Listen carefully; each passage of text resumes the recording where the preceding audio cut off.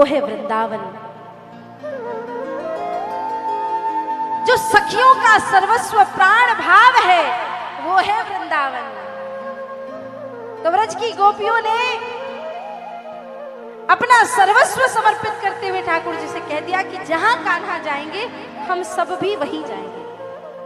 सारे लोग अपने छकड़ों में सामान भर के, बड़े बड़े घरों को छोड़ के, आलीशान महलों को छोड़ करके वृंदावन के जंगलों में चले गए और झोपड़ी बना करके ठाकुर जी के लिए उनके साथ रहने लगे। कान्हा ने कहा कि अब हम ब्रज में आ गए हैं और थोड़े से बड़े भी हो गए हैं, तो अब हमें गैया चरावे की अनुमति मिल जानी चाहिए। तो गोपाष्टमी के दिन कान्हा के हाथों से गौ माता की पूजा करा करके गौचारण लीला का प्रारंभ किया गया। मैं पुनः आप सभी से हाथ जोड़ के प्रार्थना करती हूँ, गौ माता हमारी ही नहीं संपूर्ण विश्व की मां है। गौ माता हमारी मां हमें 2 साल, 2.5 साल, 3 साल तक दूध पिलाती है, पर गौ माता जब तक हम जीवित रहते हैं तब तक हमें दूध पिलाती है। राष्ट्रीय स्वयंसेवक संघ के द्वितीय सर संचालक माधवराव सदाशिवराव गोलवरकर पूज्य गुरुजी, उनकी माता की मृत्यु हुई तो किसी ने उनसे कहा कि आपकी माता की मृत्यु हो गई, आप अनाथ हो गए।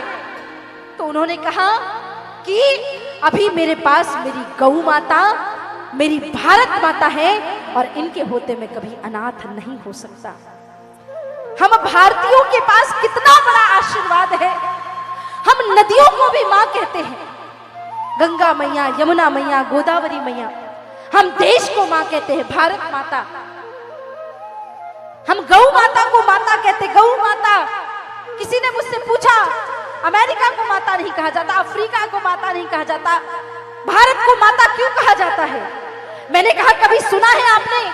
भगवान राम ने, कृष्ण ने, महाराणा प्रताप ने, विवेकानंद ने, छत्रपति शिवाजी महाराज ने अफगानिस्तान में जन्म लिया हो, अमेरिका में जन्म लिया हो, ऑस्ट्रेलिया में जन्म लिया हो, पूरी दुनिया के महापुरुषों को और स्वयं भगवान को जन्म देने में अगर कहीं क्षमता है तो भारत देश में है। इसलिए भारत देश को भारत माता कहा जाता है। ये जननी हमें महापुरुषों के साथ साथ स्वयं भगवान का भी स्वरूप दर्शाती है, दिखाती है। और मां भारती को जितना प्रणाम करें, परंतु उसी मां भारती की पूरी पृथ्वी पे गौ माता के खून से हमने रक्त रंजित कर दिया है। बहुत समय पहले लोग कहते थे कि बूढ़ी गायों के कटने का लाइसेंस ले लो, इजीली मिल जाता है। और लोग बड़े ठाठ से कहते थे, नहीं नहीं साध्वी जी, यहाँ तो बूढ़ी गायों को काटा जाता है सिर्फ। मैंने कहा गाय बूढ़ी हो जाए इसका मतलब ये नहीं कि वो काटने के योग्य हो गई। कल के दिन तो तुम कह दोगे कि हमारे माता पिता बूढ़े हो गए तो उनको भी कहीं ऐसे फेंक दोगे। गौ माता हमारी माँ है, गावो विश्वस्य मातरः। और माँ बूढ़ी हो जाए तो भी माँ माँ ही होती है।